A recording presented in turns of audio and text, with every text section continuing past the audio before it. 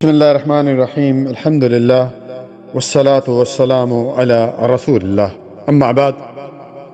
اسلام میں باپ کا کیا مقام ہے اور مرنے کے بعد ایک والد کے لیے ہم احصال ثواب کیسے کریں؟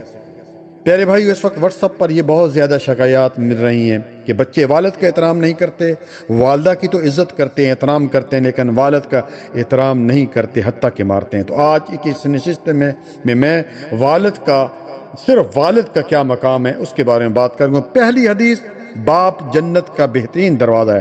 چنانچہ سیدنا ابو درداء رضی اللہ تعالیٰ عنہ حدیث کے راوی، سنن ترمذی کی حدیث نمبر 1900 ہے۔ رسول اللہ صلی اللہ علیہ وآلہ وسلم نے فرمایا، الوالد اوسط ابواب الجنہ، باپ جنت کا درمیانی دروازہ ہے۔ اگر تم چاہو تو اس دروازہ کو ضائع کر دو اور چاہو تو اس کی حفاظت کرو۔ نمبر 2، باپ کی اطاعت اللہ تعالیٰ کی اطاعت ہے۔ چنانچہ سیدنا ابو ہریرہ اس حدیث کے راوی ہیں، صحیح ترغیب میں حدیث موجود ہے، حدیث نمبر 2502 ہے۔ رسول اللہ صلی اللہ علیہ وآلہ وسلم نے فرمایا، طاعت اللہ طاعت الوالد و معصیت اللہ معصیت الوالد۔ اللہ کی اطاعت والد کی اطاعت میں، اور اللہ کی نافرمانی والد کی نافرمانی میں ہے۔ یعنی رب کی رضا مندی اور خوشنودی والد کی خوشنودی میں ہے، اور رب کی ناراضگی والد کی ناراضگی میں۔ نمبر 3، باپ کی دعا کبھی رد نہیں ہوتی۔ چنانچہ سیدنا ابو ہریرہ اس حدیث کے راوی ہیں، سنن ترمذی کی صحیح حدیث نمبر 1905 ہے۔ رسول اللہ صلی اللہ علیہ وآلہ وسلم نے فرمایا، ثلاث دعوات مستجاب لا شک فیہن، کہ نبی صلی اللہ علیہ وسلم فرمایا کہ 3 دعائیں ایسی ہیں کہ یہ قبول کی جاتی ہیں، اس میں کوئی شک نہیں۔ ان میں سے ایک دعا دعوت الوالد علی ولدہ، باپ کی دعا اولاد کی حق میں ہے۔ نمبر 4، بیٹے کا مال بھی باپ کا ہی ہوتا ہے۔ چنانچہ سیدنا عبداللہ بن عمر رضی اللہ تعالیٰ بن عاص کیا کہتے ہیں کہ سنن ترمذی میں یہ حدیث موجود ہے، اور ابن ماجہ کی حدیث نمبر 2292 ہے کہ ایک شخص نے رسول اللہ صلی اللہ علیہ وسلم کے پاس ایک شخص آیا اور اس نے کہا کہ میں جو کچھ کماتا ہوں میرا والد لے لیتا ہے۔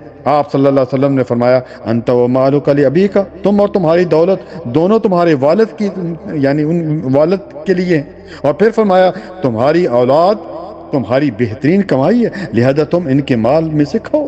نمبر 5، صحیح المسلم کی حدیث نمبر 2552، سیدنا عبداللہ بن عمر رضی اللہ تعالیٰ عنہما اس حدیث کے راوی ہیں، رسول اللہ صلی اللہ علیہ وسلم نے فرمایا کہ آدمی باپ کے دوستوں سے تعلقات جوڑ کر رکھے۔ چنانچہ سیدنا عبداللہ بن عمر رضی اللہ عنہما کو ایک ہدیاتی آدمی جو ہے وہ راستے میں ملا، تو سیدنا عبداللہ بن عمر نے اسے سلام کر کے اپنے گدے پر سوار کر لیا۔ جو آپ نے امامہ پہنا تھا وہ بھی آپ نے اس کے سر پر رکھ دیا۔ ایک دوسرے صحابی جو اس کو دیکھ رہے تھے انہوں نے کہا، ابن عمر یہ تو دیہاتی ہے، یہ تو تھوڑی سی چیز پر راضی ہو جاتے ہیں، اتنا کچھ کرنے کی کیا ضرورت تھی؟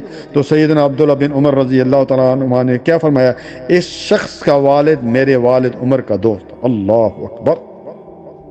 آگے چلتے ہیں۔ نمبر 6، والد کے فوت ہونے کے بعد، یعنی دنیا سے چلے جانے کے بعد اس سے کیا نیکیاں کرے۔ کئی دفعہ یہ ہوتا ہے کہ والد ساتھ کئی لوگوں کی ناراضگی ہوتی ہے، وہ بعد میں بڑے پریشان رہتے ہیں کہ میں ناراضگی میں میرے والد چلے گئے، تو بعد میں ان کے ساتھ کیا حسن سلوک کرے، کیا احسان کرے، ثواب کرے۔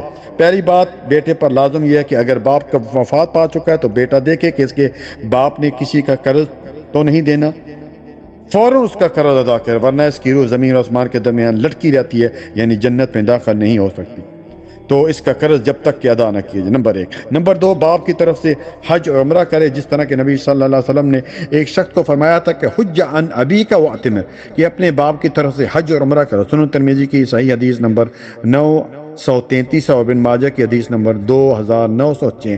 لیکن شرط یہ ہے کہ اس شخص نے پہلے اپنا حج کیا ہو یا اپنا عمرہ کیا ہوگا، پھر وہ اپنے والدین کی طرف سے کسی ایک کی طرف سے کر سکتا ہے۔ اسی طرح والد کے فوت ہو جانے کے بعد ان کے حق میں دعا و رحمت و مغفرت کرتا رہے، ان کے رشتہ داروں کے ساتھ صلہ رحمی کرتا رہے، یعنی ددیال جسے کہتے ہیں، جو والد کے رشتہ داروں کے ساتھ یعنی کہ ان کے ساتھ کیا تعلقات بنا کر رکھے، بگاڑے نہیں۔